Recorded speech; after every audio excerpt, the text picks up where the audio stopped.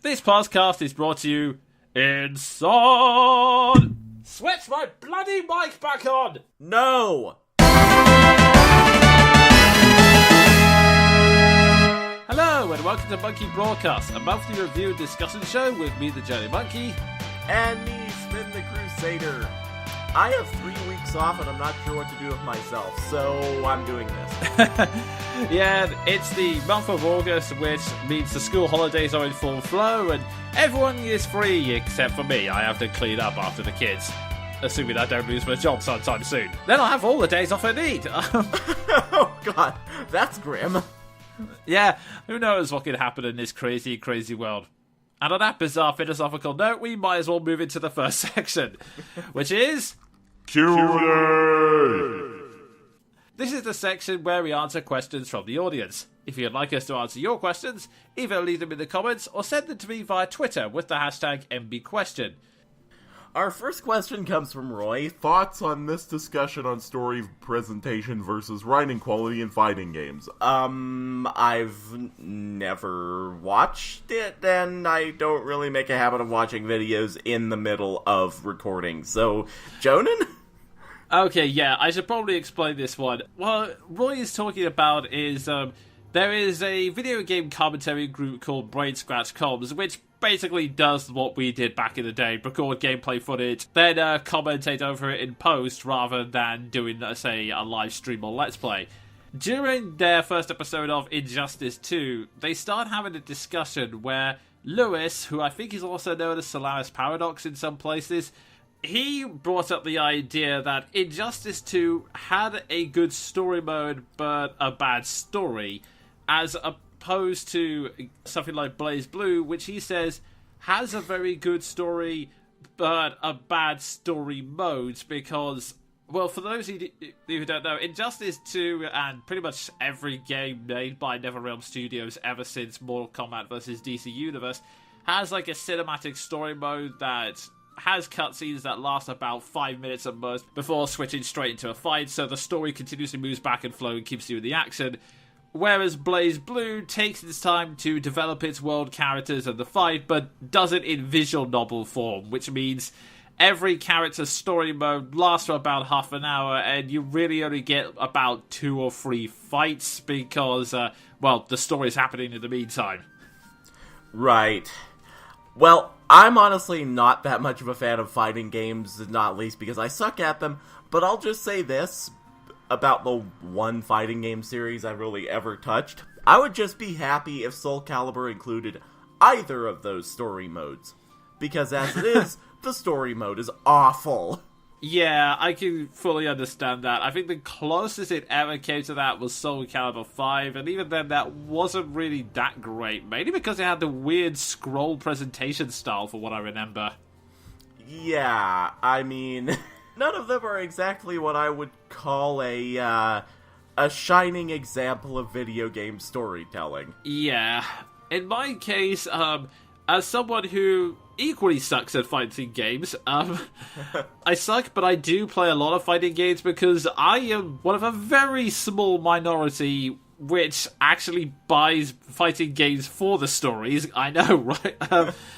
Like, I know the main fighting game audience, especially on YouTube, focuses on nothing but the mechanics and the meta game and how everything's going to play competitively and all that, but I'm honestly, whenever I see a fighting game update, I really care about, okay, what new characters are we gonna get, or returning characters are we gonna get, and how are they gonna interact with the cast in any way? Because that's the sort of thing I care about. I like seeing the characters interact. And going back to the question at hand, I'm going to pick the annoying third option and say, can't we have both? Is that really so hard to ask, really?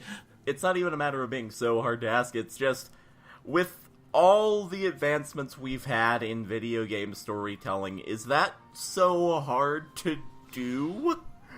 Yeah, I mean, I'm often going back and forth on this issue, because on the one hand, I can understand where Lewis was coming from, because I don't know if there's an actual term for it, but one of the things you do have to keep in mind when writing story with video games is the genre you're working in, and I guess the overall pacing, RPGs in games like Metal Gear. In fact, on a side tangent, anyone who says Metal Gear Solid is a movie that plays itself has never played a Metal Gear game in their lives. RPGs in Metal Gear Solid, you can cope with having long sections of cutscenes because, well, you spend large chunks of time interacting with the game. Like, you can afford to have a large story in, say, Mass Effect, because there's a while where you're wandering across this giant landscape, or you're on a planet shooting through wave after wave of Geth. So getting to that point of the story is essentially your reward for having to put all that time and effort in.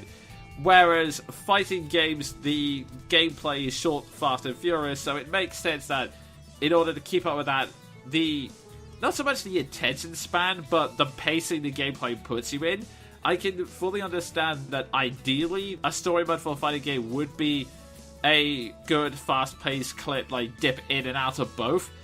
And all credit to NetherRealm Studios. The story modes they provide for the Injustice and Mortal Kombat games do a great job of that, although, mind you, it's still NetherRealm Studios, so the dialogue is a bit strained and ridiculous at times. But at the same time, if I couldn't have both, if I was forced to go with one or the other, I would have to lean towards BlazBlue. And the reason is, well, there are two things. First off, everyone always says, oh, it's too long, it's too much like a visual novel.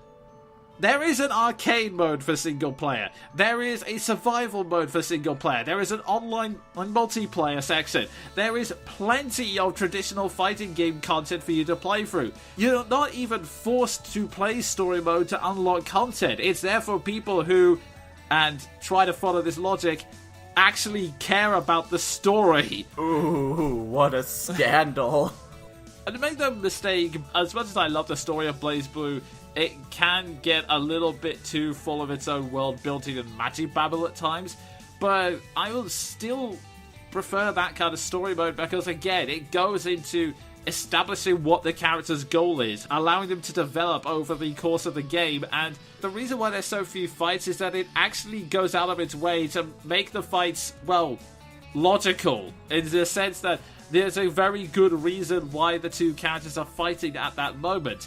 The NetherRealm formula is good too, but there are plenty of times when a fight will just happen for the sake of it. Like, in his review of Mortal Kombat 9, or Mortal Kombat as it's just called for the sake of confusing people, Yahtzee pointed out a scene where, in order to break up the flow, there's this moment where Jax decides that Johnny Cage has been a bit of an arsehole, so he's going to put it in his place, which is already kind of a stretch, especially given Mortal Kombat's gameplay, which focuses on breaking limbs. So it's basically, this guy is breaking the bones of someone on his side because he finds it mildly annoying.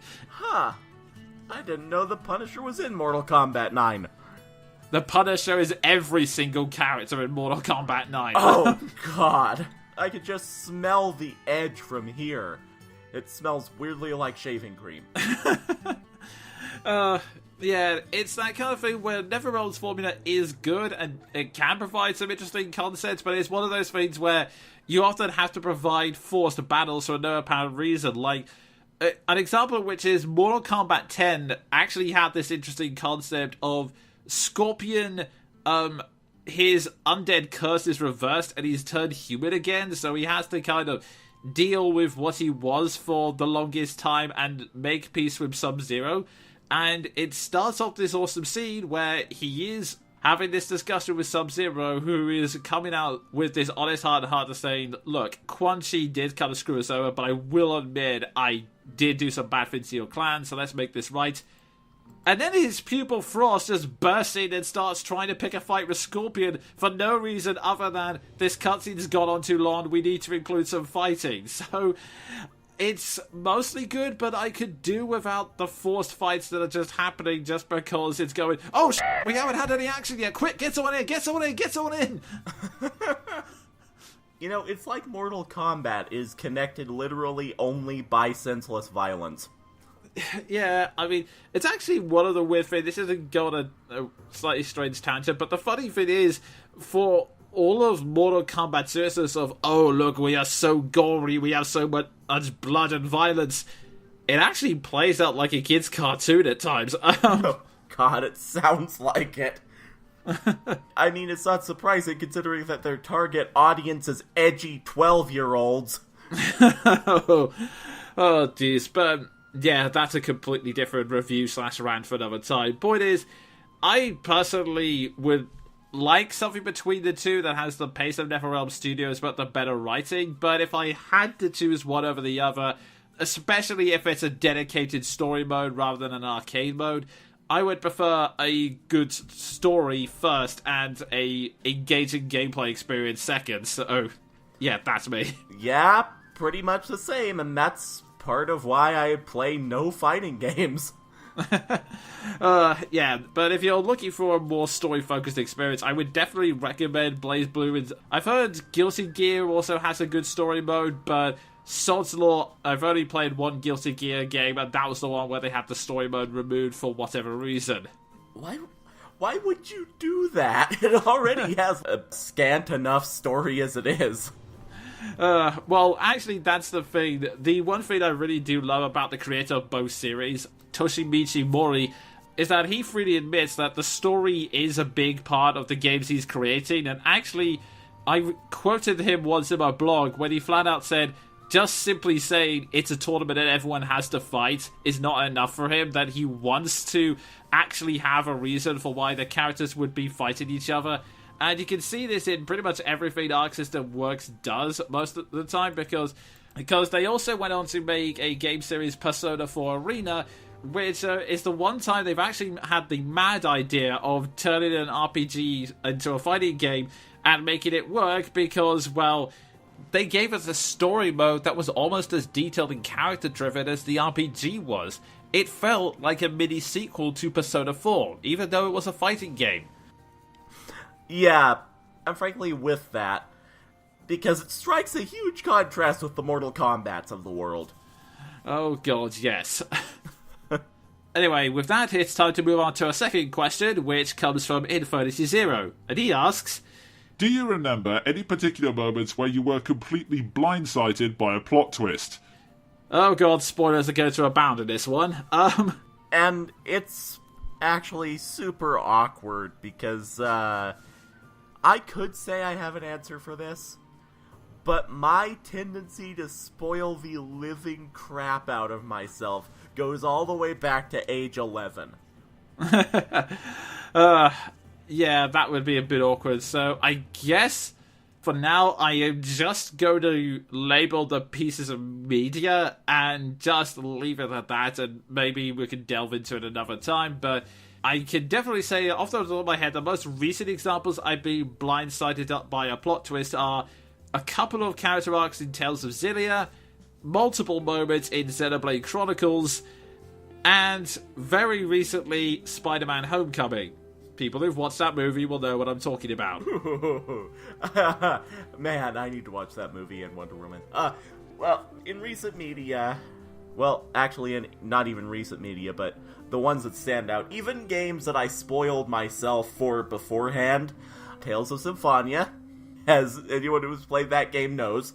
Fire Emblem 7, The Blazing Sword, anyone who has played that game knows. Because there are several moments. Game of Thrones, and not in the good way. Dragon Age Inquisition, making the choice whether or not to leave a certain character to die horribly.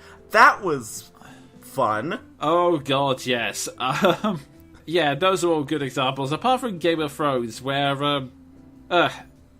you know, the funny thing is, the latest series has just started at the time of recording, and I keep reminding myself that I need to watch it and catch up, but another part of me points out that I'm happier this way.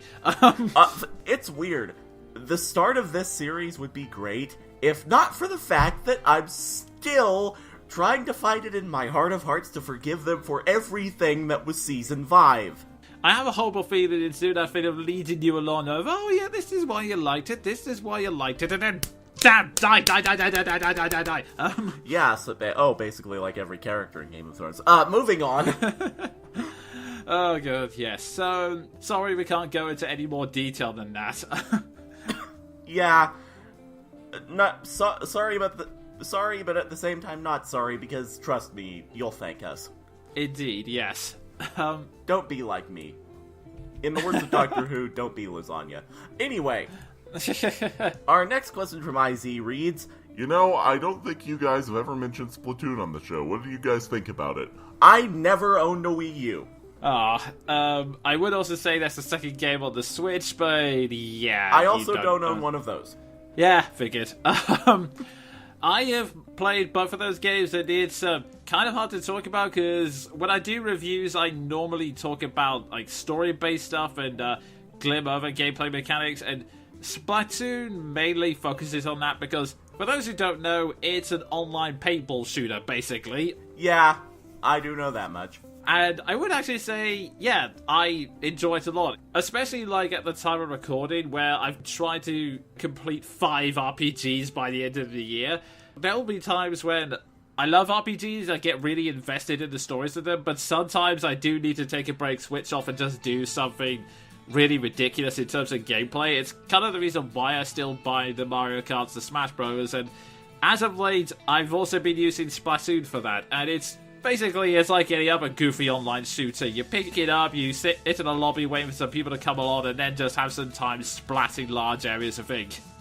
Yeah, I really have nothing to add to that except I get you completely. Sometimes that catharsis is all that's necessary. Indeed, and I would definitely recommend it to use particularly because I have a feeling it would be probably your sort of game, because it's one of those things where, because the main goal in stuff like Turf Wars is more to cover as much of the area of ink as possible rather than just trying to take everyone out, you do have a chance of standing your ground even if you're fighting players who are much higher ranked than you. I mean, granted, there will still be matches which are complete curb stomps where you're fighting just to ink the area outside of your camp, never mind the rest of the field, but yeah, and it also sounds like one of those games where, unlike, say, the likes of Call of Duty, I would not run the risk of some idiot on voice chat making assumptions about my sexual orientation and suggesting I do weird things to his genitals. And honestly, a very ironic turnabout. I will say, on the plus side, and well, very many people have declared this as a downer. I'm considered it a massive up. There is no voice chat in Splatoon, so Thank if you do God. So you have to talk about it with Skype. You mostly have to deal with the one person who won't leave you alone, but thankfully, like I said, Splatoon gives you many options to just avoid them and start inking other places, which is good, because one of the main weapons, and I'm being me because I know this is one easy way to get Sven to buy it, but you do also get sniper weapons. You know me well. The second online coming of Simo Haha. Although that's not my fighting style, I usually tend to either be with the rollers or the last one. Oh, I forget the name of the weapon off the top of my head with Splatoon 1. It was the Splusher Manic, for the record. I tend to use the a basic blaster that sprays an area with ink and uses squid beacons, which basically allows you to just find somewhere on the map to add what is essentially a teleporter / spawn point for other players to use. So I tend to be more the supporting player that kind of ducks out of everyone's way and just tries to tip things in our favour wherever I can. Like a good team player. Indeed. Plus, it's such a goofy game since all the armor you can buy is essentially ridiculous fashion items, so don't ask me how a tank top somehow provides you with better stealth and running speed, but I think there may be a joke there to be made about Solid Snake and his infamous box. But still, it's all in good fun. And yeah, Splatoon, it's a game I thoroughly recommend. And truth be told, me and Luffy McDuck occasionally meet up to play against each other in Splatoon, or often play with each other in ranked modes, which is Luffy McDuck's always having to pick up the slack because he's a really good Splatoon player, and I'm not. Yeah, honestly, it's always sounded fun to me, but Wii U, money, sobbing. Yeah, basically. I would definitely recommend Splatoon 2 as well if you ever get the Switch, because aside from slightly more games coming out on it, they've also made some really good upgrades in Splatoon 2, particularly adding different weapon styles with the dual guns, but also adding extra features as well, like the sniper weapons, they can charge up to full power to increase their range, and they can hold it for a few seconds, which means if someone spots you charging, you can get out of the way, then fire, which has made it a lot more exciting in terms of the balance, I guess. Huh. I'll keep that in mind, then. Yeah, it's so much fun. But yeah, Splatoon, for a recommendation. Our next question comes from Luffy McDuck. What is your favorite series, be it comic, TV show, or something else, that got cancelled? I'm lucky in that regard because I haven't encountered that.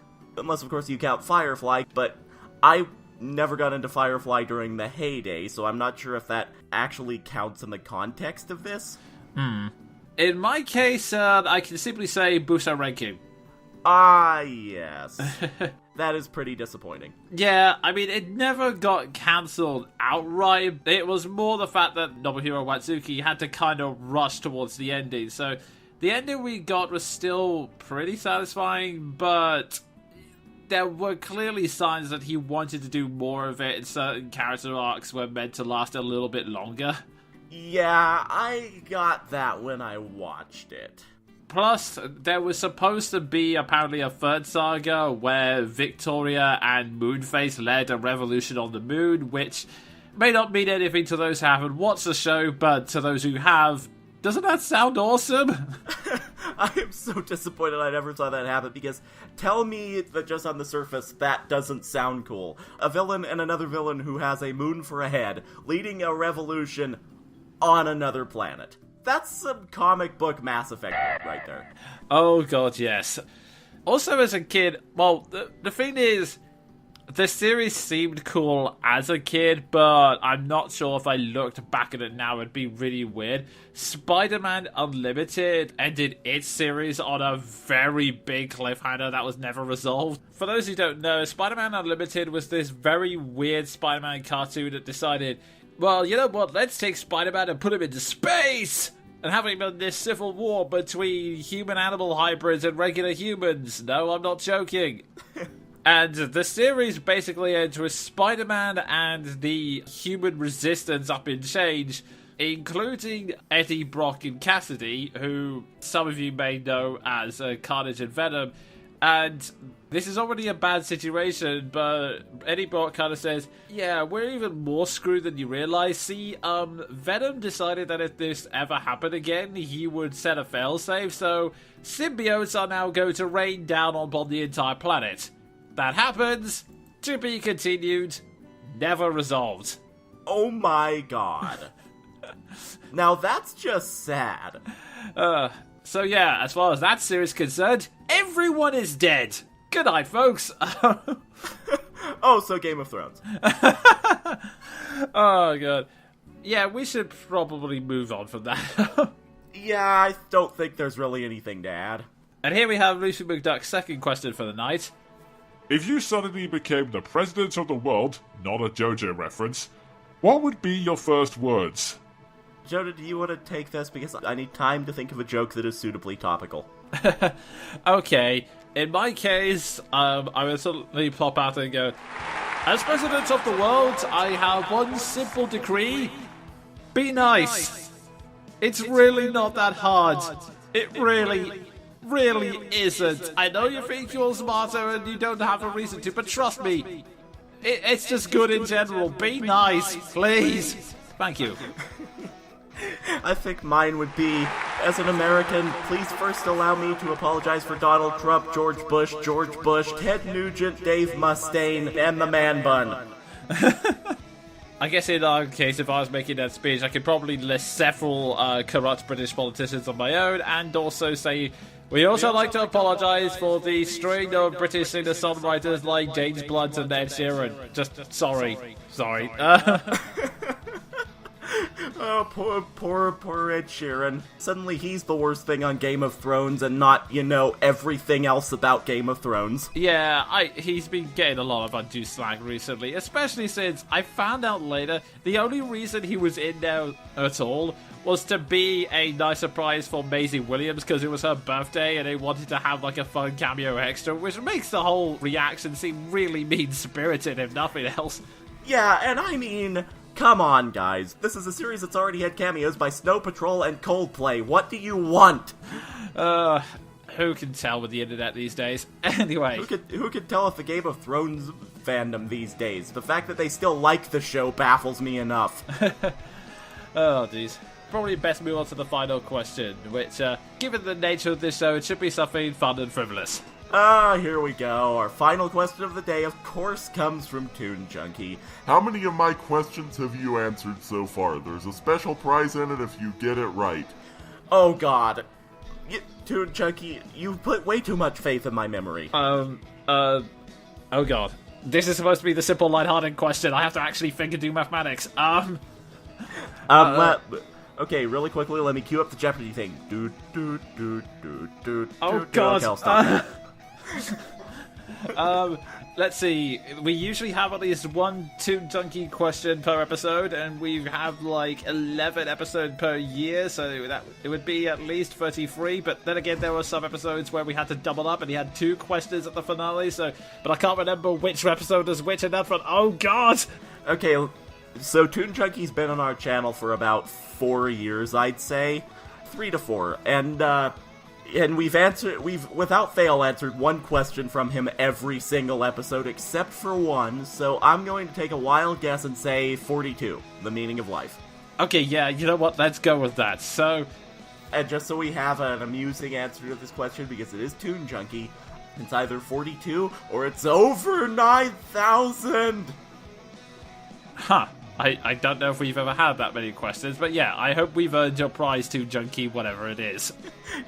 Honestly, I only say that because you never know with Toon Junkie. He may have manipulated space-time and we're just another link in the continuum shift. Or sod's law, we just get cookies. And not even the nutritional kind, the internet kind. It's better than what I came into this question with. And on that bizarre note from Sven, that concludes the Q&A session. Yes, appropriately. Oh, geez. Once again, thank you guys for sending in your questions. They always make for a fun show. But now, it's time for us to move on to the next segment, which this month is... Crusader Countdowns! Sup. This is the section where Sven suggests a countdown and we give our own mini top 5s, which we're combining into a top 10 just because. Yeah, it gives us both something to do that way. Yes, and we explain our choices. In this case, we are choosing something that may seem a bit out of character until the last few months, but wrestling! Yeah, but believe it or not, we only recently got, well, I say only recently. I recently got into the WWE because I had a lot of time on my hands when I had bronchitis, again, and Jonin has been into Lucha Underground for a long time. Yeah, something close to a year, I would say, at this point. But, yeah, we've recently gotten into wrestling, and we were thinking maybe we should do a countdown, and we were struggling for ideas, and then we suddenly realized, you know what, over the past month or so in Skype sessions, we've been making stupid wrestling references back and forth. We've been talking about upcoming wrestling matches, so we figured, you know what, sod it, let's just name our 5 favorite wrestlers, why not? Yeah, as they say, YOLO! Now I'm gonna go jump into the sin real quick because I just said the word YOLO. Also, before we get any comments along the lines of, but it's so fake, that's why we're here, Earl. Goodbye, Earl. Yeah, I mean, it may not be hard to tell from the outside, but yeah, it's fake, it's scripted, that is kind of the point. It's like saying, Lord Godzilla's just a guy in a suit. Yes, but he's pretended to be a giant lizard that destroys things with atomic fire, and it is awesome. Yeah, I mean, Game of Thrones wasn't the literal medieval times. Indeed, yes. So, yeah, this is a selection of our top 5 favourite wrestlers, and I must stress, personal favourites and from people who have only been in wrestling for about a year, just before we get people commenting up saying, why haven't you mentioned so-and-so wrestler? So, without any further ado, we might as well get started, and this time round I will be the one listing them off first. So, for number 5, add-on. Given the nature of this, we're both gonna have to do something slightly different with our announcements. Introducing first, After a massive, grueling battle with many other competitors for this spot, an unprecedented event came about, namely thanks to Jonin's indecisiveness. I present at number 5, a tag team combination of Masquerita Sagrada and Io Shirai. That was epic. I only hope I can match it. So, yeah, I'm kind of cheated and put 2 people in this spot because I was kind of stressing over who to put in for the longest time since I'm still getting used to this whole world of wrestling, and there were many people I thought are kind of cool, but waited to see them get involved in some epic feuds, or wait to see how some feuds are going to end in the case of Killshot. The only other person who came close here was Prince Puma, but then he went through this kind of dumb, dark and edgy phase, and the Game of Thrones phase. Something like that. But yeah, mention the 2 wrestlers here. They're 2 wrestlers who haven't done much on Lucha Underground, which is the main wrestling show I watch. Yeah, I should probably explain. I'm going to be focusing mainly on Lucha Underground and the indie circuit, and Sven's going to be focusing on the WWE side of things. I should warn you guys right now. Yeah, because for some reason I have glued myself to that company like a fly on flypaper. Yeah, and I kind of done the same with Lucha Underground, mainly because I prefer the storytelling style there and the aesthetic. Well, I mean, how can you possibly compare the storytelling skills of Vince McMahon and Robert Rodriguez? But yeah, getting back to these 2 wrestlers, these are 2 wrestlers who admittedly didn't get much storyline stuff because, well, Io Shirai was a one-time guest on Lucha Underground under the title Hitokiri, and Masquerita Sagrada is more of a mid-card wrestler who shows up every once in a while and has mainly comedic side storylines. But they're a ton of fun to watch, incredible athletes, and you can't help but love them, but for slightly different reasons. I guess I'll start with Masquerita Sagrada because he's the simplest one to explain. He is basically a midget luchador. I'm not talking about someone who's 5 foot, I mean someone who's almost Peter Dinklage levels of midget. Okay, so basically the Mexican Hornswoggle. Yeah, he's this very small luchador who, at least in Lucha Underground, doesn't speak a lot, but, well, the best way I can describe it, this may sound incredibly weird, but he's kind of like Mario in the fact that he's much smaller than his other competitors, often has to leap towards them to get any kind of power, and he also doesn't speak, only communicates with gestures a lot of the time, but he has so much positive energy and enthusiasm that you can't help but love him whenever he's in the ring, even if he loses, which is admittedly something that happens a lot of the time, because, well, 99% of wrestlers are bigger than him. He's still guaranteed to put on a really, really good show. One very notable case is something that happened recently with this mini tournament that's going on called the Cueto Cup. He was up against one of the trio champions, Pindar, who is a giant snake man who is essentially the enforcer for Cobra Moon, the queen of the snake tribe. Have I mentioned wrestling's fake, guys? Yeah, there are some wild gimmicks out there. More on that later.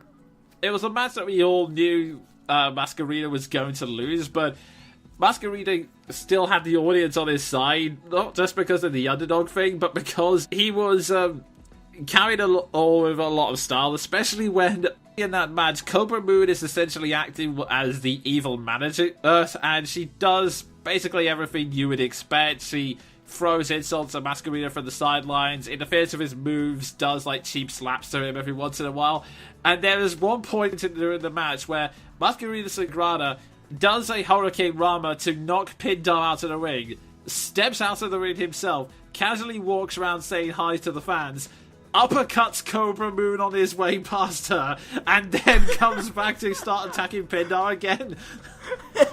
That's awesome. That's the reason why Masquerita's on this list, just for the sheer awesomeness he has. And Io Shirai, like I said, she was a one-time guest on Lucha Underground, and I've been trying to watch some other stuff from her. She has spent most of her time on, I believe the name is Stardom Wrestling, Actually, it was World Wonder Ring Stardom. And she's also... There's some rumors that she has been signed by the WWE, so you may get to see more of her in the future, but what little I've seen of her has made me really, really hyped to see more because, well, in Lucha Underground, she and 2 other Japanese wrestlers took on Pentagon Dark, who is one of the most popular wrestlers and also one of the most sadistic. Like, his whole gimmick is if he beats someone at the end of a match, he will break their arms just because edgy? I don't know. Yeah, he sort of reminds me of a certain guy who's going to be made the butt of many jokes in my countdown. But yeah, he was part of a gauntlet match, and she was the last opponent he had to face, and man, WWE has been making some progress towards its women wrestlers, but Lucha Underground is way ahead of them in the sense that it actually allows its women to do some incredibly vicious stunts. Like, Shirai, her main strength, like, she has incredible athletic abilities and is able to perform some really cool moves, including what I believe is known as the Canadian Buster. It's basically a pile driver, except you have to do a flip in midair as well. It's Holy crap. Yeah, it's a really awesome finishing move, but yeah, she has incredible athletic ability, but the main strength I found from watching her in the battles, especially given that I didn't know the context of her matches in Stardom Wrestling, is that she really knows how to sell a move. To describe that, what I mean is, when someone performs like a neck breaker on her, which happened twice in the match I saw, a lot of wrestlers, they'll do this kind of thing where they'll flop around to act like it's done damage to them, but with weaker wrestlers it always looks a bit awkward, like they're just kind of over-exaggerating it. She sells it like she is in a tremendous amount of pain, to the point where you're going, oh god, stop, she's already dead. To quote the legendary Jim Ross, by God, she's broken in half. Yeah, she's really good at selling just how much pain she was put in, and like I said, she was fighting against the sadist known as Pentagon Dark, so there were a lot of spots where she had to do a lot of ridiculous stunts, including one moment which really made you feel for her and wanted to beat Pentagon, which is when he tries to strangle her against the ring post with a camera cord. Dear God. And she kind of really sells it because she does the whole choking, and then you can just see her body going limp, and you're just thinking, oh dear God, has she actually died? That sort of reminds me of an instant that's going to come up in my fifth spot. It also helps that, again, on Lucha Underground, she's the first woman to do a flying attack from Dario Cueto's office, which may not sound cool initially, but keep in mind, the roof of Dario Cueto's office is about, making an estimate 15 feet from the ground. Oh my God. I'm stunned. Yeah, it was a really awesome battle, and yeah, just for the fact that she's willing to go through all of these stunts and does actually sell it, sometimes that's what you need to make a great wrestling match, just someone who's able to be the underdog just because of having to overcome that much pain and hardship. So yeah, that's the reason why Shirai's there, and I hope to see more of her in the future. Honestly, from what I just heard, so do I. So yeah, that's my tag team there. Not much to say about them compared to other wrestlers, but those two are a lot of fun to watch once they're in the ring. It sounds like it, and it's funny you should mention wrestlers who go through literally everything in the ring, because in one of those amazing parallels we seem to do completely by accident, I've sort of gone with the same thing. At number 5, the man who may legitimately be made of iron, he of many names, Cactus Jack / Mankind / Mick Foley. Now, let me start this off with a question. For those of you who have watched his stuff, tell me, what has Mick Foley not put himself through? Like, this is a guy who in his most famous match bruised a kidney, broke several ribs, knocked one of his own teeth up his nose after falling off of a 20-foot Hell in a Cell cage. And I mean, he does it while being such a likable character. Even as the raging psychopath Mankind, you couldn't help but love him and root for him whenever he inevitably got the snot beaten out of him. Yeah, I should also explain, I said wrestling is scripted, but yes, some of those injuries were actually for real. Basically, imagine wrestling as a sports drama where everything is performed live, and sometimes mistakes happen in live shows. Yeah, or in the case of Mick Foley, insane deliberate stunts. I mean, this is the guy who made famous the wrestling gimmick of being dropped onto a bed of thumbtacks. He did that to himself. Oh, God. I know, right? And like I said previously, he does it while just being generally affable as a human being and a wrestler.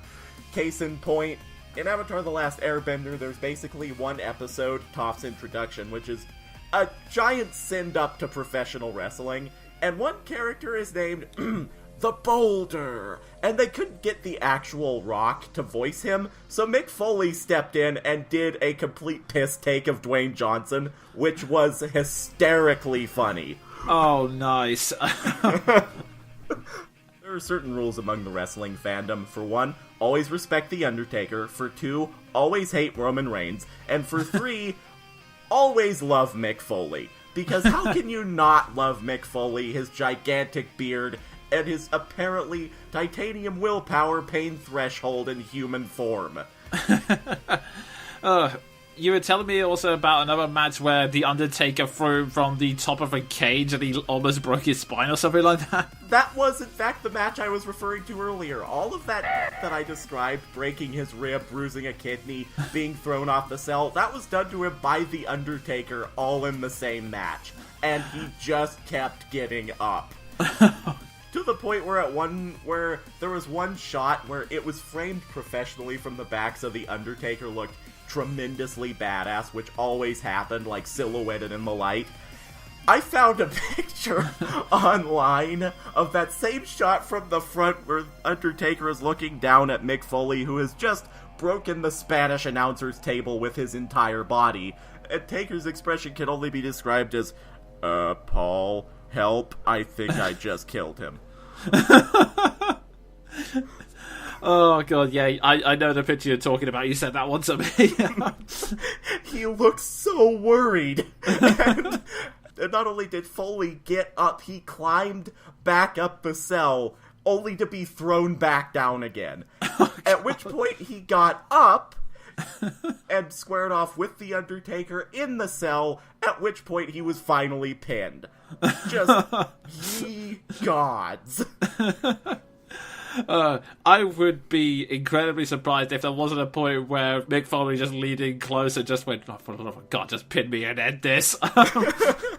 It's funny that match was against The Undertaker because his gimmick was literally coming back from the dead. And I'm pretty sure Mick Foley topped him in that. I'm sort of convinced he's immortal. They just accidentally swapped scripts for that match.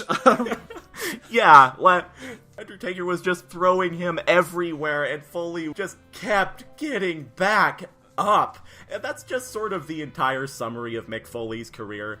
I mean, consider the fact that he was retired by Triple H, who uses a sledgehammer. No one sold that sledgehammer like Mick Foley. Oh, God.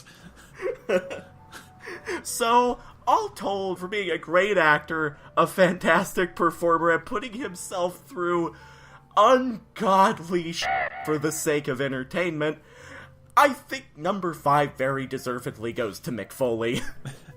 Yeah, indeed. He definitely deserves it after that one. Yeah, I mean, he's earned a very well-deserved retirement, and rest in peace, Spanish announcer's table. No one broke it as many times as Mick Foley. Indeed. And now it's time for...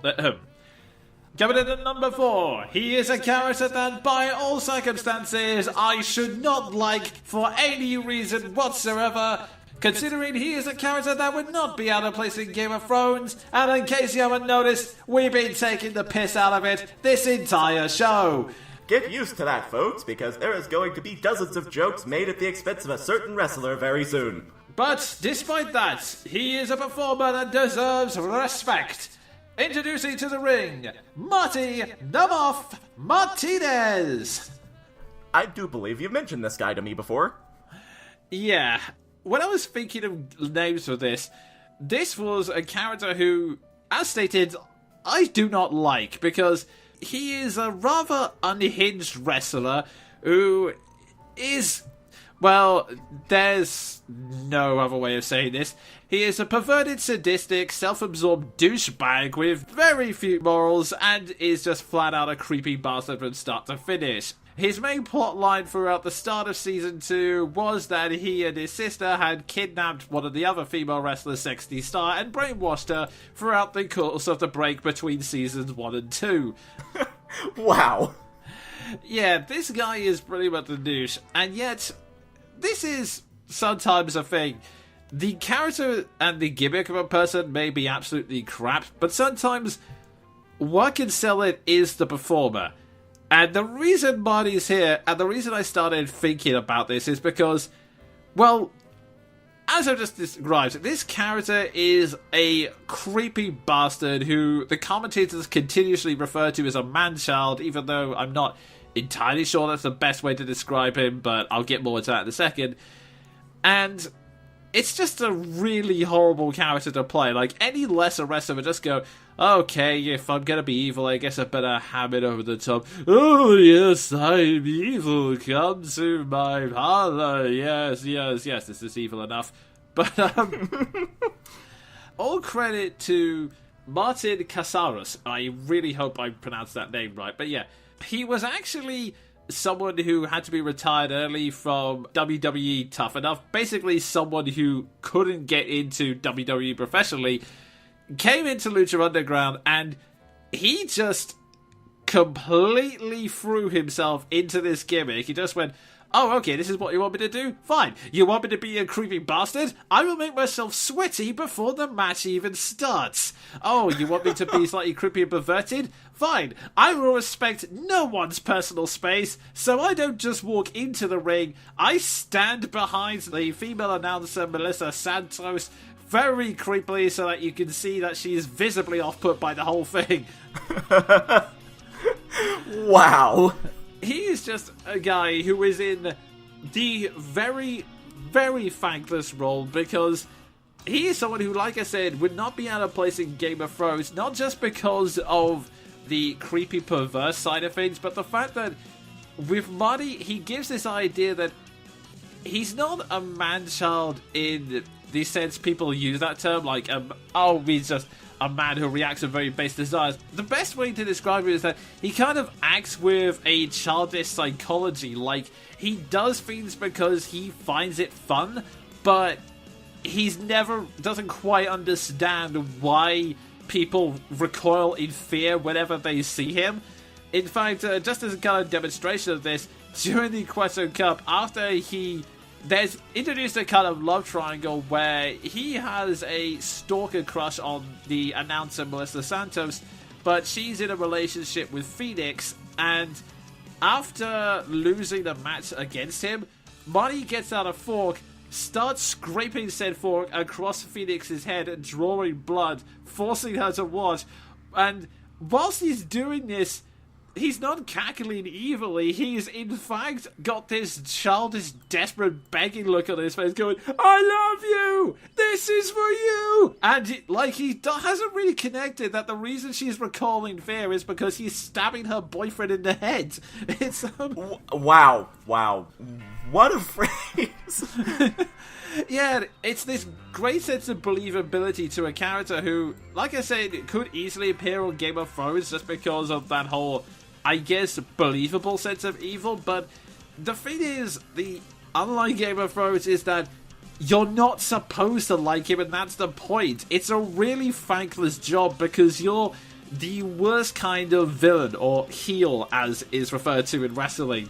You are basically playing someone who people want to see beaten, who are always going to boo you. And in fact, a lot of the time, when they're in the ring, the chant that will be in the audience is, "Creepy bastard! Creepy bastard!" Wow, that's pretty bad. Yeah, but despite all of that, despite the fact that, yeah, it's a thankless task, he goes, "You know what? I am gonna make myself a despicable person you want to see me be beaten up, and just do it in style." And that basically is the reason Marty the Moth is on this list. Because, yeah, he's a despicable character, but he does so by design, and it's brought to life through, frankly, a fantastic performer. Yeah, I can tell. Holy crap. And again, it's funny that we should do these accidental parallels because I think I have someone in mind who can sort of match him. Hailing from somewhere in the stereotypical hillbilly South, the resident cult leader of the WWE and the man possessing quite possibly the most disappointing story arc in the entire mythos. Number 4, Bray Wyatt. Oh, yeah. Oh, wow, that's an uncanny parallel. They even have creepy beards. But this verdict is going to make a reappearance later in the list. But it takes a special kind of person to pull off such a deliberately horrible gimmick. Like, Bray Wyatt is Deliverance personified. He is a demon-possessed cultist preacher who does spider walks in the middle of the stage. And somehow it works because the man behind the beard, so to speak, Wyndham Rotunda, is perhaps among the most charismatic human beings in the entire industry. Yep, from what I've seen of him, I mean, I don't follow WWE, but I keep up with, like, the highlight clips they post on YouTube just to kind of vaguely see who he's fighting through, and what little I've seen of Bray Wyatt, yeah, he can cut some damn good promos. Yeah, and I mean, his confrontations with other wrestlers are also priceless. His mic skills are almost unbeatable, except maybe by number 3 on this list. We'll get into that. And it's such a deliberately terrible character gimmick, and yet I, and basically the entire fandom, universally love Bray Wyatt because he is just so deliciously evil, so delightfully vile, and just generally one of the best heels going. My problem with heel characters is that usually they are just hideously boring. Cough, cough, Randy friggin' Orton. I'm still so salty that he beat Bray for the championship that one time. But with so many boring heels like Orton, Hollywood, friggin' Hogan, heel Lesnar, I like Lesnar, but he knows how to do exactly one thing, and that's eat people alive, and it sort of gets boring after a while. In a world of gimmicks that have just gotten old and stale and just overplaying the tough guy act, Bray Wyatt is brilliantly refreshing. And frankly, after how the WWE has been treating him, I sort of hope he leaves and goes to Lucha Underground, a company that I know would appreciate his creepy-ass talents. Yeah, I'm 90% sure they would make his dark powers an actual thing rather than just projecting images of spiders onto the ring every once in a while. Yeah, and of course, that vaguely unsettling yet eternally awesome intro with the fireflies. I'll admit, that was epic. It's just a shame that that is the most epic thing that the WWE has ever done with him.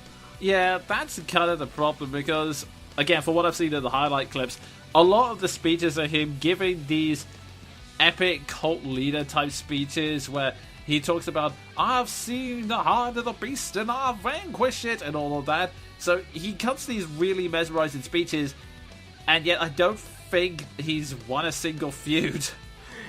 Yeah, it's weird. Like, there wasn't even a feud involved whenever he won the championship. He just came out of nowhere and won the championship over like a dozen other people. But whenever he gets into an actual feud, he inevitably loses.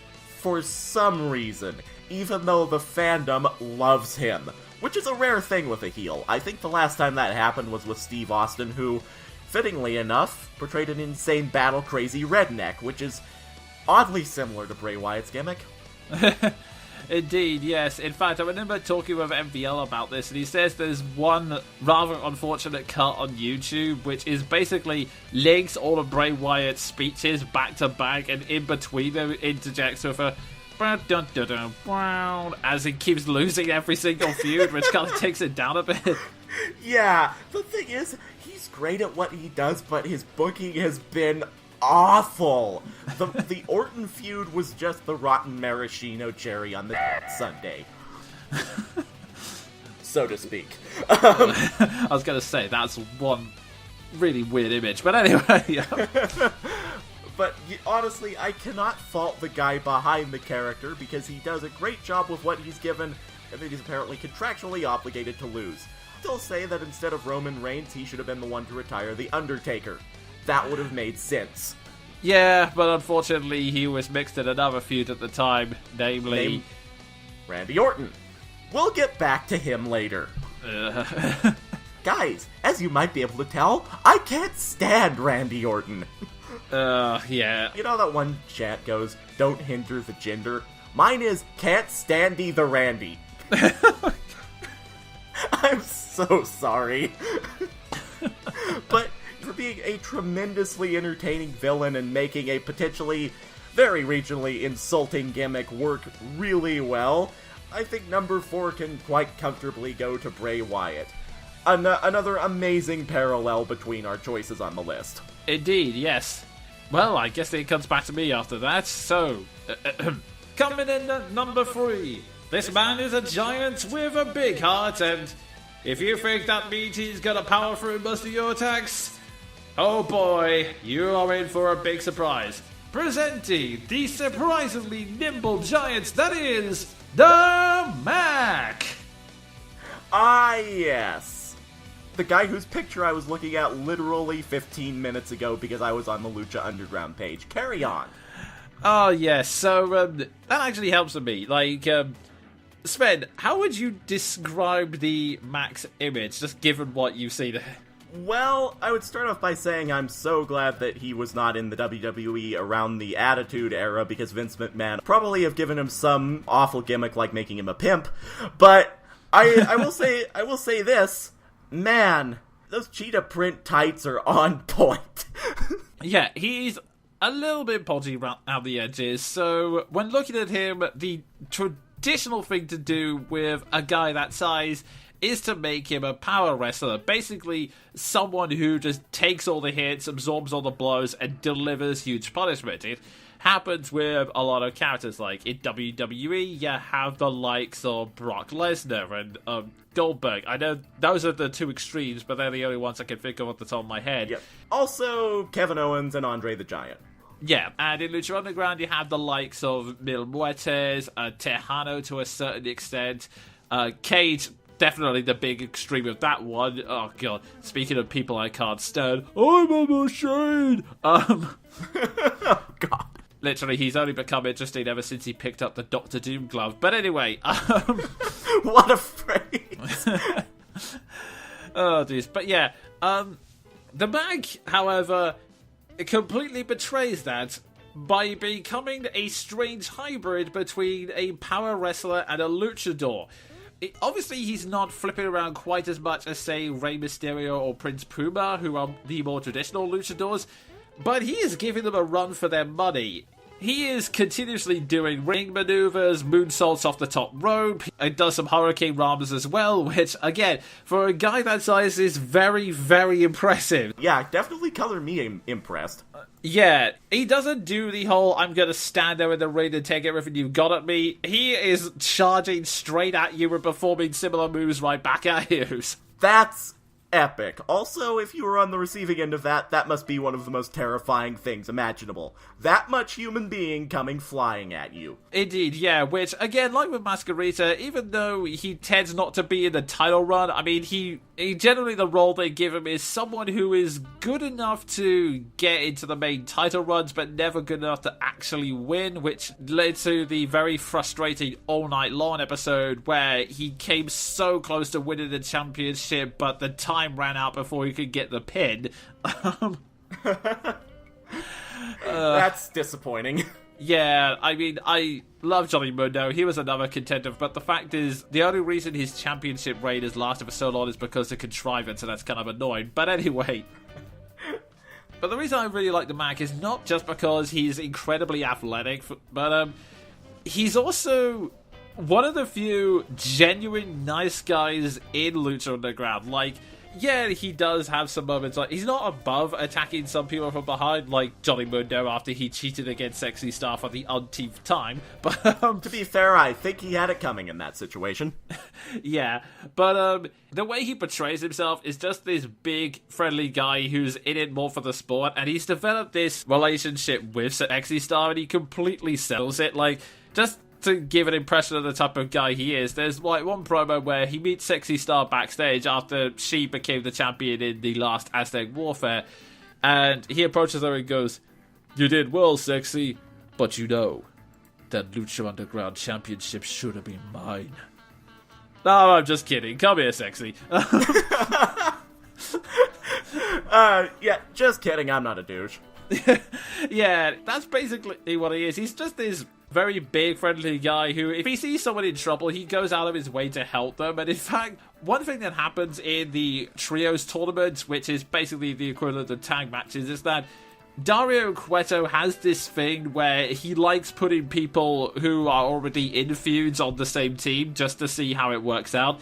And there was one time when he was part of a team with Marty the Moth and his sister Murray Pulsar, who he was already in a feud against because they brainwashed Sexy Star and he was not going to stand for that. He's on the same team, but they're basically being really jerky partners. Like, they're being needlessly sadistic with people and trying to keep him out. And whenever Mac was in the battle, he would be halfway through fighting someone honorably, and then Marty would just slap him on the back to make a tag and just kick him out so they can just do more despicable stuff. And then after a while, Mac just goes, "Okay, you know what, we're on the same team, but enough of this," and just starts kicking the crap out of Marty as well. Just well deserved. Yeah, that's just the kind of person Mac is. He's just this guy who has a sense of honor, and the fact that he can also finish matches in style is just the icing on the cake. I mean, this is a guy who is more than happy to use Stone Cold Steve Austin's signature move, the Stunner, and make it just as flashy, so I like him instantly because he pulled off the Stunner. Indeed, yes. Spoiler, Steve Austin isn't on my list, but I'm still a fan of Steve Austin. Again, partly because he made the gimmick work, partly because he's entertaining, and partly because the Stunner. I mean, he stunnered the current president of the United States. Oh god, yes, I've forgotten about that one, so... Which, honestly, in the world of American communities that actually like professional wrestling, is like being anointed by the Queen. Indeed, yes. So, just for the fact that, again, he's a big guy with a big heart, I am giving the number 3 spot to the Mac. Excellent. Now, sort of breaking from the parallel tradition, but keeping in the theme of people who leap around the ring and are just super entertaining, number 3 for me... Presenting the People's Champion, a man who should have been obnoxious but wasn't, now apparently is the patron saint of Samoa, both in and out of Disney films. Number 3, Dwayne "The Rock" Johnson. Yes. Honestly, what list of top wrestlers would be complete without the most charismatic man ever to pick up a microphone and step in the ring? Yeah, I mean, there are some wrestlers who are very fun to wrestling fans, but there are some wrestlers who break out of that and gain incredible popularity. Like, even before I watched wrestling, or even realized that it was scripted for that matter, I back then knew who The Rock was, particularly because he had started showing up in Scorpion King, which we were showing adverts for at the time. Yeah, his film debut, and that leads to a big thing with me. I mentioned Dwayne Johnson's effortless charisma.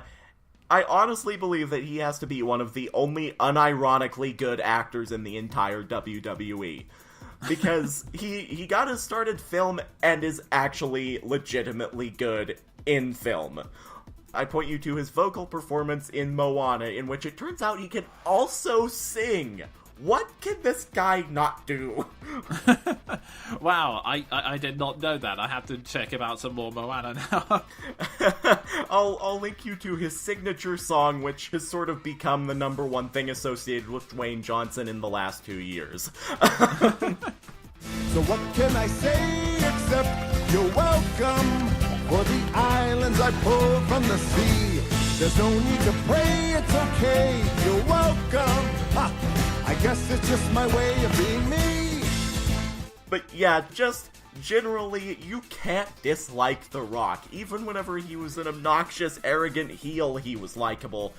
Purely because his charisma is, as they say, off the scale. It doesn't hurt matters any, of course, that he also has to be one of the most entertaining people in the WWE ring. Like, how can you dislike the Rock Bottom, which is basically a flying choke slam, and the People's Elbow, which is just an elbow drop with about 8 tons of Samoan ham? Yeah, I was going to say, isn't that the move where he takes off his armband and points at him as if to get the people to cheer before Doom does it? Yeah, and there have been times whenever he's done little dance moves before doing it, which is just hysterical to me. Yeah, I guess you'd have to be someone of a lot of confidence to do that. I mean, it would be pretty disappointing if you did that and then people just started going, what? No, I'm going to elbow drop him. What? No, seriously, it'll be cool, trust me. Okay. Yeah, and speaking of his charisma and acting ability in the ring, I have never seen anyone sell wrestling moves more entertainingly than Dwayne Johnson.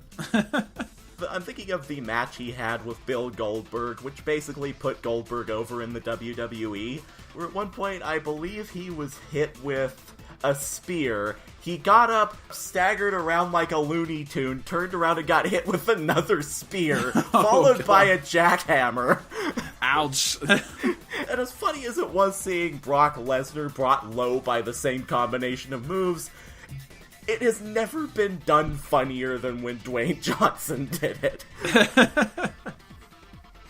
Also, there was his entirety of his All-Star match with John Cena, which, despite the billing of it being a once-in-a-lifetime match being an absolute lie, still was very entertaining. Oh, geez, yeah, I'm probably going to have to check that one out at some point. The ending was so immensely satisfying, and I say that as someone who actually sort of likes John Cena.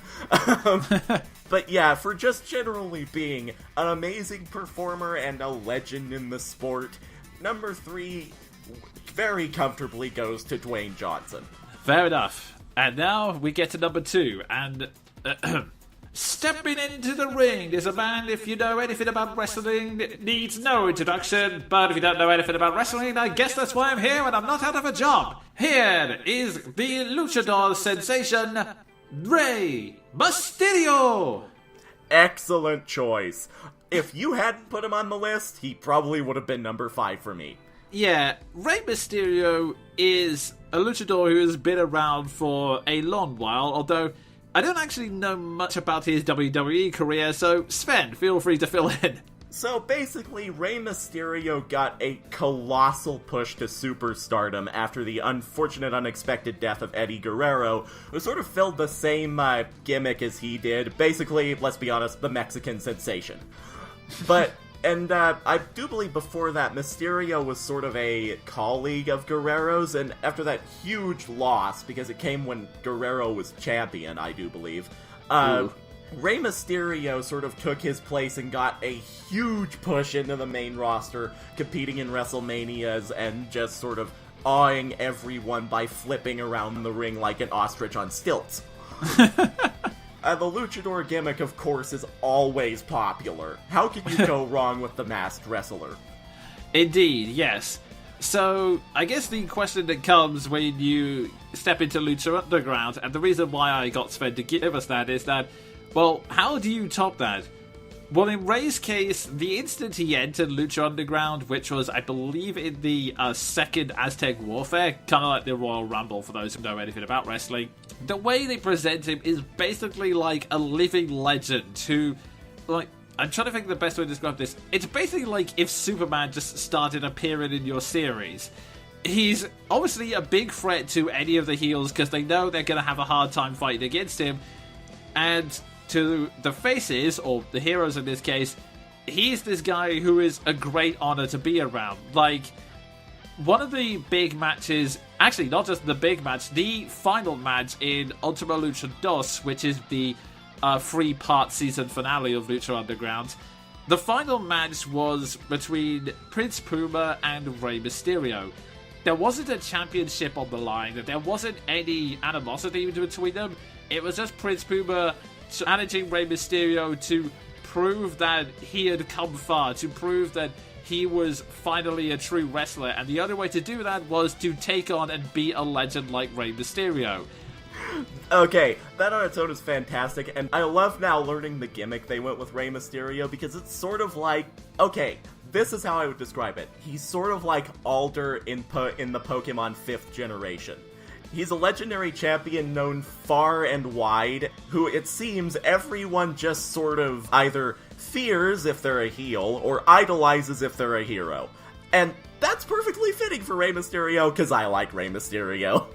Aldo is probably a good example of which, because he's a guy who doesn't tend to go after championship matches often. His reason for joining Lucha Underground is he claims he has important work to do, which it's implied it's going after Dario Cueto and Matanza, just because he knows there's something dark going on there. So he only really enters championships to kind of maintain a cover of being a wrestler, but the rest of the time he goes out of his way to try and deal with threats like Matanza, or the only other time he's really had a big feud with someone is with, ironically enough, Chavo Guerrero, who at one time, Chavo Guerrero, just out of spite and given the heritage that was going on, beat up his protege El Dragon Azteca Jr. backstage. And Rey went to Dario and said, okay, we need to do a must-leave Lucha match to just get Chavo out of this company, because he's continuously doing dirty stuff like this, and it's disrespecting the Guerrero legacy, and it's just making himself look like an arse. He has to go. Which leads to, quite possibly, again, one of his best matches on Lucha Underground, and another one I'd fully recommend, his must-leave Lucha match against Chavo Guerrero, which was again treated like a clash between two legends. Okay, that's epic. That is legitimately, unironically awesome. Yeah, it's pretty simplistic, but that's pretty much the long and short of why I like Rey Mysterio, because even to someone like me who didn't really know much about Rey's career before this, hell, I had to ask Sven for details, for God's sake. The way he's treated on Lucha Underground clearly sells the fact that he is a living legend and a person you should respect seriously. I mean, he's the only one who's been able to take on some of the most powerful wrestlers, and generally I don't think he's ever lost outright. He's only ever lost as part of a triple team, which, by the way, was a truly epic luchador team of El Dragon Azteca Jr., Prince Puma, and him. Holy crap, I would pay money to see that.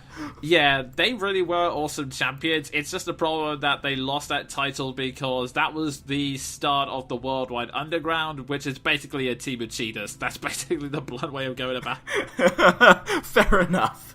But yeah, has an almost unbeaten record, and I know that makes it sound like he's a boring hero, but it's kind of hard to describe about seeing him. He's always incredibly entertaining in his matches, especially with the 619, which is a signature move that can be summed up as hanging someone on the ropes and then performing a spin kick holding on to said ropes himself. I've seen that. It is badass. And in fact, he name-dropped it in his opening theme in the WWE, which tells you how awesome it is. Yeah, they've often made several jokes around it. Like, there was one time during the Aztec Rumble, I brought it up in my video covering that, but there was one time when Famous B, this shifty salesman character, hands him a card and says, here's my number. You see, it's 423, and then he just suddenly cuts him off and goes, no, 619, and throws him against the ropes before performing said moves. I love it. But yeah, that's basically, that's why Rey's here, because, yeah, having a great complex villain is good and all, but sometimes you do just need a big shining hero just to have people to look up to, and yeah, Rey serves that role on Lucha Underground perfectly. Yeah, and I see we've gone back to the whole parallel thing, because, my final two entries sort of play to the same thing. One in the manner of just basic respect by literally everyone, and one in the manner of everyone being scared less of him. Number 2 on my list Hailing from Atlanta, Georgia, the man who was merciful enough to save us from the nightmare that was Hollywood Hulk Hogan, the Spearmaster himself, the Kinpachi of kayfabe, Bill Goldberg. Oh. What can you say about Bill Goldberg except that he may very well be one of the most badass human beings there ever was? Yeah, he's a giant of a man. That's not metaphorical, that's literal. Yeah, who over the course of his career has made a gimmick of being an unstoppable titan. It was basically the entire point of him from the very beginning. From the very beginning in the WCW and then on through the WWE, as disappointing as his first run in the WWE really was. Essentially, this guy's whole gimmick was being the man nobody wanted to f*** with. Like, he put the fear of Goldberg in Kurt Angle, The Rock, Brock Lesnar, and Brock Lesnar again and again and again, Triple H, and Randy Orton, which I can always appreciate. Yeah, that was the most recent feud, and I think one of the big matches in WrestleMania last year was the fact... How to describe Brock Lesnar? Brock Lesnar is an equally sized man who is also an MMA fighter, and his catchphrase is... eat, sleep, conquer, repeat, basically. Yeah, and if you've ever seen Brock Lesnar, he's basically a slab of meat with no neck and a crew cut. Indeed, yes, and the recent feud is generated by the fact that the two of them had a match after the longest time, and Goldberg beat him in like 6 seconds. Yeah, actually, that was the match against Kevin Owens, which I'm still trying to baffle my way around, because Kevin Owens sort of fills the same role as Goldberg and Lesnar, but the match against Lesnar basically went like this. It was 87 seconds long. Lesnar started off with his typical, arrogant in-ring gimmick, attempting to shove Goldberg against the rope and pummel him and sort of humiliate him. Goldberg speared him, and it looked like he had just been hit with a lance. Then Lesnar gets up, gets speared again, gets jackhammered, and Goldberg wins the Universal Championship. May I point out that this was the guy who squashed John Cena and beat The Undertaker for literally the first time ever. Indeed, yes, and I should also explain for people that might be confused, Goldberg is not using spears, it's just his body, it just hurts that much. Yeah, he literally just charging headbutts someone, and in wrestling it's basically the equivalent of, let's say, being hit by a critical hit with the Wishblade in Fire Emblem 10. It is the be-all, end-all move of just putting someone out of their misery instantly. And Goldberg has been known to go into the ring and do it to multiple people at the same time. And may I also add that he is basically on record as the actual strongest person ever to compete in the WWE or the WCW. Because at one point, I do believe at one point he jackhammered Big Show, who weighs 400 pounds. That's 400 pounds of human being carried vertically, straight up, for 3 seconds. That Yikes. is insane. And if you want even more statistics, Goldberg is also on record as deadlifting 800 pounds. So yeah, like I said, very literal giant. Yeah, the unstoppable man-beast of wrestling, essentially, who was, up until his final loss against Brock Lesnar, the proud master of one of wrestling's 2 great streaks. I believe his overall record in wrestling was 179-1. Yikes. And again, Brock Lesnar was the streak breaker, because of course he was. Yeah, that's basically his gimmick now. Eat, sleep, break the streak, repeat. But you can't go wrong from a physical performance standpoint with a guy that impressive. Goldberg did in his career what most monster heels, again, totally fail to do, which is come off as legitimately intimidating. How do I know that he got that point across? The fact that anytime his theme kicks on in any wrestling scenario, the crowd goes absolutely nuts and starts chanting his name.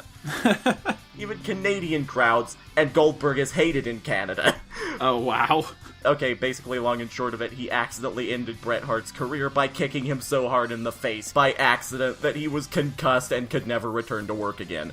Oh, God. Just so there's no mix-up here, Hart forgave him because it was an accident and Goldberg was never really taught to pull his punches. Clearly! Because that's sort of his entire gimmick, eating people alive. Indeed, yes. So, for being legitimately an intimidating force in the ring, not to be messed with, number 2 very proudly goes to Bill Goldberg. Spear on, old man. And before we get into number 1, we might as well take this opportunity to mention mention the honourable mentions. Okay, mentioning the many people who were vying for the number 5 spot, we have Killshot, who has the vaguely cool gimmick of former soldier who is now a wrestler and is in the middle of an exciting feud with a former comrade, Dante Fox, but I'm still waiting to see where that feud goes because at the time of recording it's still ongoing. Then there's Son of Hamburg, cool wrestler who's nearly always the underdog and is a biker, because wrestling is weird. Epic. Prince Puma, who before his dark and edgy phase was again this quintessential luchador hero that you couldn't help but love, and Johnny Mundo, who, if it wasn't for the fact that his championship reign was dragged on for ages due to contrivance, I would still mark him as a cool heel, mainly because he's a guy who generally does have great wrestling ability, but is let down by the fact that he is essentially a massive coward and doesn't trust himself to win without having a million cheating backup options. Oh, good grief. Still a good list, though. For me, John Cena for being just generally a decent human being and a good worker, if not the most interesting wrestler. Shinsuke Nakamura for being wonderfully bizarre and recently getting into a feud that actually works in his favor. Seriously, that Ziggler line went on way too long. Asuka for basically being the female counterpart to Nakamura, except with mic skills, and Jinder Mahal for kicking Randy Orton's ass 3 times. Thank you, Jinder. I needed that after the Wyatt feud. But now, we must get to number 1. This number 1 wrestler.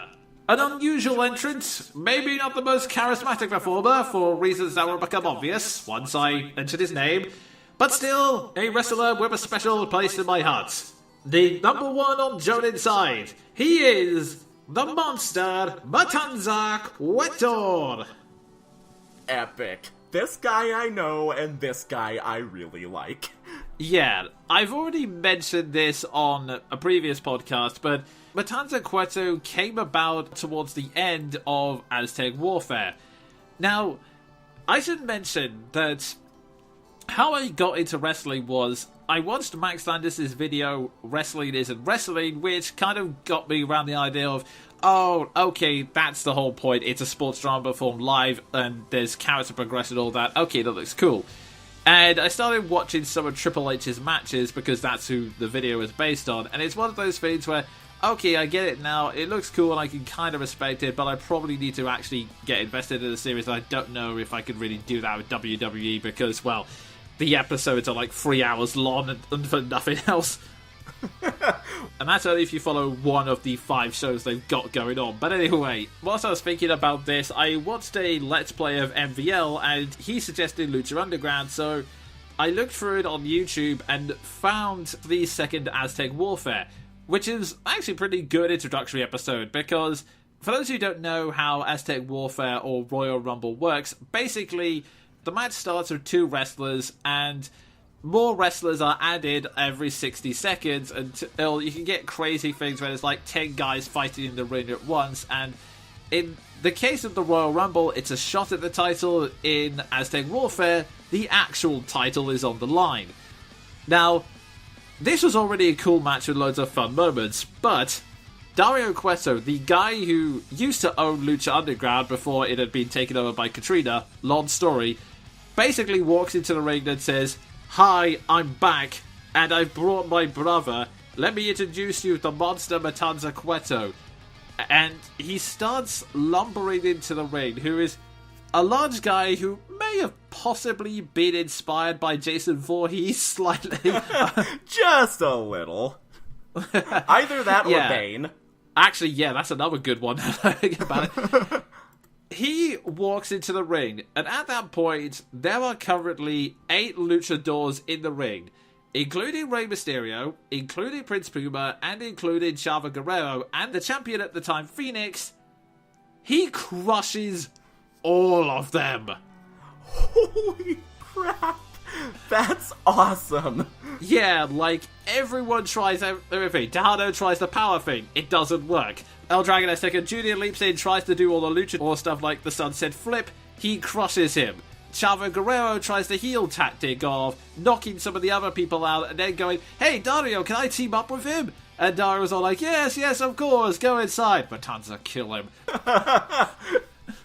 So that doesn't work. And then Prince Puma and Rey Mysterio team up to try and take him down, but they get separated. Puma is crushed, and then it's up to Rey, and he puts up a good fight, but the first 619 only stuns him briefly, and when he tries up a second one, Matanza catches it and puts him in his signature move, Wrath of the Gods. That's self-explanatory. Yeah, it's an epic title, and he just flat out crushes him. And this is a point where I went, holy crap, I need to keep watching this, because, yeah, Matanza is a very simple character. There is this slightly complicated backstory where him and Dario had abusive parents, and he was involved in a ritual where a raging Aztec god was placed inside his body, which is the explanation of why he's just so powerful. And he had an incredibly long championship reign, which just came down to the fact that no one could beat him one-on-one. He was just that insanely powerful. I mean, people tried. He got into a feud with the previous big bad of the series, Mil Muertes, and that lasted for a while. The two of them had several clashes where they could fought to a draw.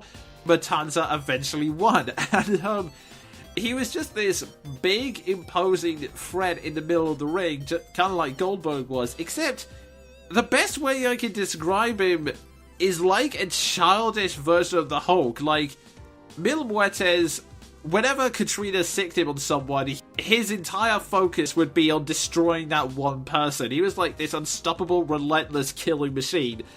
Matanza is kind of like a childish version of the Hulk in that he keeps dipping in and out between his instinctual desires, because there'll be some moments where he's just like staring in the middle of the ring like he's not 100% sure what's going on, and then he just sees a wrestler in front of him and starts destroying them. It's holy crap.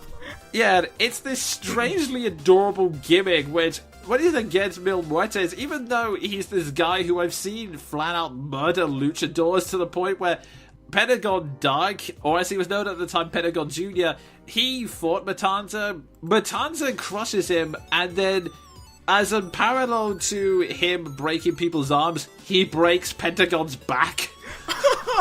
Oh my god, he really is Bane. Yeah, actually, oh my god, yeah, you're right, the parallels are really That's awesome. Yeah, but even when he was going up against other heels, I always ended up supporting him and feeling bad for him, just because there'd be those brief moments where he's kind of stumbling around the ring like, wait, where am I? What's going on? Why is this guy charging me? Wow, that's weirdly sympathetic for a killing machine. Indeed, yes. So, he was just this really great... I mean, I know there were some fans who were complaining about the fact that, oh, he's too OP and the storylines are getting boring, but he always kept me on my seat every time there was a match against him, because you always had this feeling in your mind, wow, who is actually going to beat him?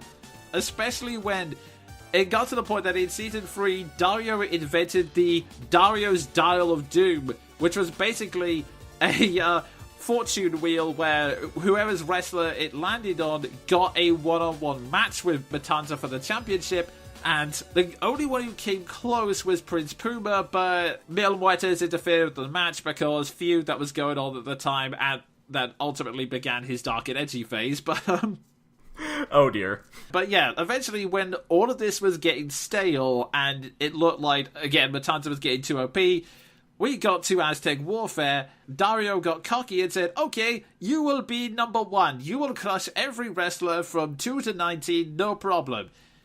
Except, Matanza ended up taking finishing move after finishing move after finishing move and got tired. And that was when he had a new match with Rey Mysterio. This ended up to a rather interesting character turn, which was that basically, after he had once again caught the 619 and was placing Rey Mysterio on his back, about to straddle him for another move, Rey Mysterio manages to summon all of his strength and perform a sunset flip and became the first person to actually pin and eliminate Matanza Cueto from Aztec Warfare. And this leads into an evolution of Matanza's character, because Matanza is essentially a small child in the body of a monstrous god. And he's realizing that he lost. He does not take it well, to the point where he eliminates Rey by performing what was thankfully a fake injury on him by slamming him against a steel wall and then walking off in a huff. And then it led to pretty much the epic mid-season cliffhanger, because what happened was Dario tried to re-enter Matanza Cueto into a couple of matches to get him the title shot, because, as he put it, look, Johnny Mundo's the champion. You've got this. You can crush him. But the problem was Matanza is now fixated on fighting Mysterio. There's like one point where in between matches he has to be kept within a cell, and when Dario actually says, "What is it you want, if not the championship?" he roars out, "Mysterio!" And you pale back to see that he has been punching the wall into the shape of a question mark. Because wrestling is great. Indeed, yes.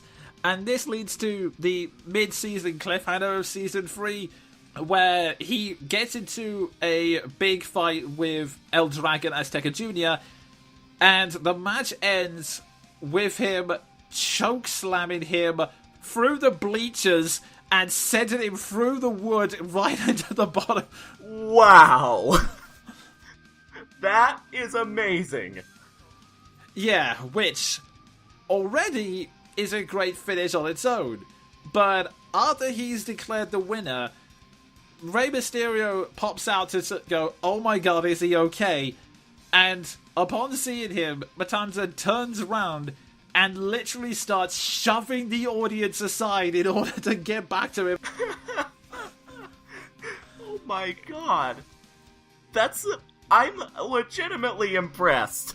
Yeah, basically what I'm trying to say with all of this is that Matanza was a great big shake-up in Lucha Underground when he arrived, and ever since then has been a continuous threat that makes the story interesting, because he's the kind of person you want as a champion, the kind of person who you are going to have to go above and beyond if you want to face him, if you want to take him, because just being good is not enough. You need to give everything and more to face him, and every time there's a fight, it always leads to a great big epic moment, like I mentioned before when he managed to fight Mil Muertes and him to a draw, where they're on top of Dario Cueto's office, and the two of them did an attack so powerful, the two of them slammed through the roof into the office below, and the match was essentially reduced to a draw, but it ended with both of their managers, Dario and Katrina respectively, staring each other down, and Dario just screaming, "Whoa!" Wow. Honestly, best wrestling heel duo ever. Dario and his terrifying brother. Indeed, yes, and that's why, even though I'm sure there are better wrestlers out there and more people have come and gone, that's why Matanza Cueto's here, because he holds a special place in my heart for being the first wrestling villain I experienced, and basically the first person to get me invested in wrestling, because apart from seeing all of these cool characters on display, what made me actually track down and watch Lucha Underground, which is kind of hard because it's not legal in the UK yet. Seriously, Elray Network, please bring it to the UK. I will start paying you money by the bucket load if you do. The reason I started doing that was because I wanted to see how the hell you dealt with something like that. And so, yeah, for getting me invested in both Lucha Underground and wrestling as a whole, Matanza Cueto is my number one. And once again with the parallels. You mentioned that he was your first big wrestling monster heel, and my number one sort of follows in with that, as well as the gimmick of being a terrifying, faintly demonic presence who almost never lost. At number 1, I present to you the man of many nicknames, the demon of Death Valley, the Dead Man, the American Badass, that was rather unfortunate, and most of all, the keeper, until 2014, of the most famous streak in wrestling, number 1, The Undertaker. Of course it's The Undertaker. Yeah, I think there would have been a riot if it wasn't The Undertaker.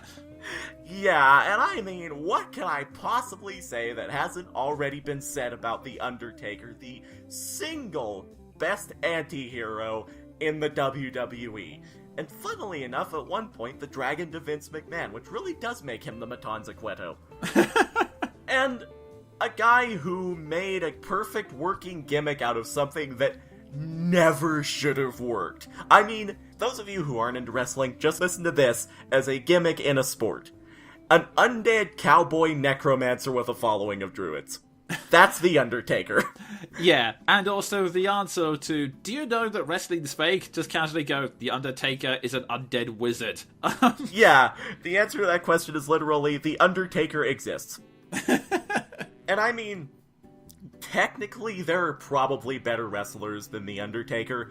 Essentially, his whole thing in the ring was hitting ridiculously hard and being impossible to put down. So basically like Matanza Cueto. Here we go again. But his presence was inimitable. Like, his intros will probably go down in history as the coolest there ever were. Like, the mist rolling in, the gong, the funeral dirge. And at one point he actually supplemented it with vertical flamethrowers and lightning effects, which is perfectly appropriate for his character. Mm-hmm. And just ring presence, performance, and character and charisma-wise, he was unmatchable. And honestly, I can only name 2 times in his entire career he fought a disappointing match, and unfortunately they were the 2 that counted the absolute most. Namely, the Streak Breaker versus Lesnar, which I can forgive because he suffered a severe concussion in the first 5 minutes, and his match versus Roman Reigns, which was just unforgivable.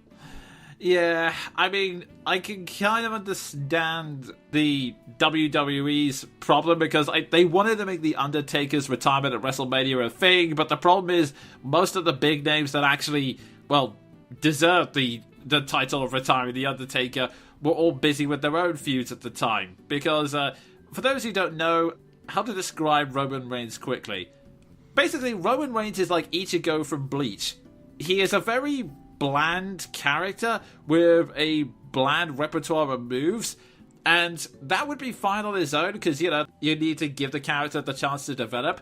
The problem is the WWE right now is insisting that he is the protagonist and is forcing him to go up and defeat wrestlers who have a lot more charisma and skill than he does. Yeah, and honestly, whenever that's the comparison you're making, and Brock Lesnar is more charismatic than you are, that's a problem. Yeah, I mean, it really says a lot when A, everyone boos Roman Reigns every time he enters, and B, one of the biggest cheers Brock Lesnar got was recently telling Roman Reigns, "You don't deserve shit, buddy." Yeah, honestly, that was epic, not just because, hey, it turns out Lesnar really can talk, but also, I'm just tired of Roman Reigns, and it's no fault of his as a person. I've seen interviews with him and a few videos of him doing react challenges, which are always funny, and I like Roman Reigns the person. I fucking hate Roman Reigns the wrestler. Yeah, but probably moving away from that and getting back to The Undertaker, because, yeah, there probably could have been better ways to go, but I think it doesn't change the fact that The Undertaker is a legend, because he was the other wrestler I had heard about aside from The Rock. Yeah, I mean, this is a guy whose legacy goes all the way back to 1992, funnily enough, the year I was born, and, and he just developed this unmatchable reputation in and out of the ring. I mean, in the ring, he sort of established himself as an anti-hero in WrestleMania 2, where he did sort of a semi-face turn against Jake Roberts and absolutely wrecked him for being an asshole, which was super satisfying. And then he sort of established himself as the unstoppable force of the WWE whenever he threw Mick Foley around like a rag doll. And out of the ring, he commanded the respect of everyone. Like, he made Vince McMahon apologize for the infamous Montreal Screwjob, which pretty much just beat poor Bret Hart with the short end of the stick repeatedly over and over and over, made McMahon apologize for it by threatening to beat McMahon's door down and saying to his face, "You'd better apologize to Hart or I will leave and take the entire company with me." And then, who was it that Shawn Michaels was refusing to put over? Because Shawn Michaels has a long history of being perhaps the biggest asshole in the WWE, and even he will admit that he used to be like that. At one point in his career, Michaels was absolutely refusing to give the WWE title to Stone Cold Steve Austin, and apparently Mark Calloway, out of character as The Undertaker, started making very veiled but very prominent threats that he would kick Michaels' face off if he didn't give Austin his moment, and Michaels capitulated. Nice. So, in and out of the ring, he was just sort of the overall star of the company, with respect from literally everyone. And just by that virtue alone, he deserves the #1 spot. Beyond any performance in the ring was just the presence he commanded. Oh god, yes. I mean, one very recent example of this, after he lost the streak to Brock Lesnar, there's like one clip where Paul Heyman, who was Brock Lesnar's manager, is basically walking around the ring giving it large, saying something like, "You can sell your soul to the devil, but your ass belongs to Brock Lesnar." And then suddenly the lights go out, Undertaker's standing in the ring, and within an instant, Paul is on his knees begging, "Please, please, I'm just a manager! I'm just a manager!" Oh, back to the good old days of Paul Bearer begging for his life. That's great. And speaking of Brock Lesnar, just as an example of how literally everybody liked The Undertaker, I mentioned that Lesnar concussed the living hell out of him during their WrestleMania match, and Paul Heyman, of course, in character made a big deal of it to just sort of hype up Lesnar's insane strength, because he does have a long and storied history of actually injuring his opponents, but what he left out was the fact that he and Lesnar both accompanied Undertaker to the hospital after the match. Oh, wow. So, respect from everyone, like I said. Indeed, yes. I mean, there are many wrestlers come and go, but it really is something special when a guy infuses that kind of reputation. Yeah, and with such a ridiculous gimmick. I'll always come back to that, because I love fantasy and everything, but that gimmick never should have worked. And yet it did. I mean, didn't they try to phase it out with a period when he was on a motorcycle? Yep, that was the American Badass phase. Oh god, the American Badass phase. You know, part of the reason I was so disappointed that it wasn't Cena versus The Undertaker at WrestleMania 33 was literally the very first person in Cena's career who congratulated him for nearly dethroning Kurt Angle in his debut match was The Undertaker. So it would have been so perfect to end off on that, and I'm so disappointed they didn't go for it. The one time they had the opportunity to hype up John Cena and they whiffed. Yeah, well, I think he had to propose to his girlfriend in Tag the Miz at the time. That's true. Yeah, that's really one of the unfortunate problems. Like, it was his age, so he couldn't really help it, but he retired at the worst possible time because at that point, pretty much everyone except Roman Reigns had been booked. Yeah, and I mean, the retirement was inevitable, like you said, because he's 52, he's 6'10", 300 pounds. His body can't last much longer in the ring. But it was not a great time to do that, because none of the deserving names were free, and it just came down to putting the most boring babyface in the company's history over just a little bit more and completely wrecking him in the process. Yeah, it's got other unfortunate. But even then, it doesn't take away at all from the legacy left behind, because, come on, you can't go wrong with a legacy like that. For all of the reasons mentioned for being a force to be reckoned with in and out of the squared circle, number 1 goes by default to Mark Calloway, The Undertaker. Respect, dude. Indeed. I just did a Cena salute. That's great for a podcast, Sven. Off camera, that was great. Oh, jeez. And so, with that high note, it's time for us to move on to our final section of the show, which is... Quickfire! Oh my god, a mysterious heel has knocked out our announcer. Who was behind the attack? Find out when the announcer gets his revenge at SummerSlam! Yes, our epic face-off with the man who just knocked out our announcer, and the epic face-off between whoever wins out of Shinsuke Nakamura and John Cena versus the man who rightfully kicked Randy Orton's ass. Oh man, that's probably going to date it when we get out, but yes. Oh, actually, just thinking about it, you know what would be awesome? It will probably never happen, and it will probably have to be a death battle or something, but Undertaker versus Matanza. Yes, perfect. May I also posit Bray Wyatt versus Mil Muertes? Oh, that would be epic as well. But yes, that is all on this pay-per-view. That is definitely not an attempt to disguise the fact that we're tired and we don't have anything for quickfire reviews this month. Definitely not. I definitely did spend my entire month hyping up for this exact review and literally nothing else.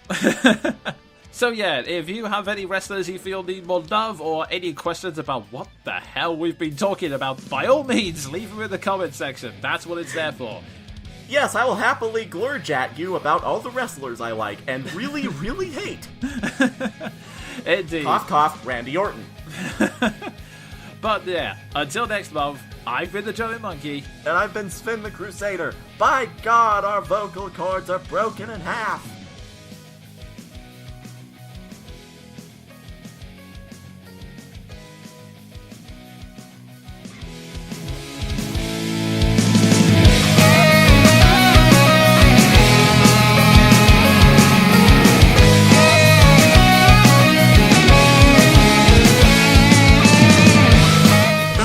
Broadcast, a monthly review and discussion show hosted by the Jonin Monkey and Sven the Crusader. If you feel you've been the subject of slander or that your copyright was misused, send an email to thejoninmonkey@yahoo.co.uk. For more news and media reviews, follow me on Twitter @thejoninmonkey and go to thejoninmonkey.podbean.com for previous podcasts and MP3 downloads. All music used belongs to the original owners. Until next month, have fun, kids!